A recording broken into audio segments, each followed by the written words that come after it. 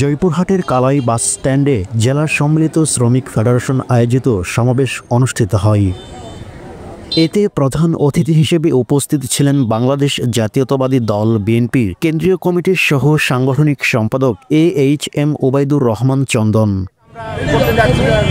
কালাই bus stand জাতীয় সমাবেশের সামনে আমাদের উদ্দেশ্য হলো বিগত ফ্যাসিস্ট আওয়ামী সরকারের আমলে শ্রমিকরা বিভিন্নভাবে নির্যাতিত হয়েছিলাম।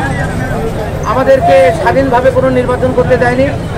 তারা বিভিন্নভাবে বৈষম্যর মাধ্যমে আমাদের কাছ থেকে শ্রমিক অধিকার ছিনিয়ে নিয়েছে।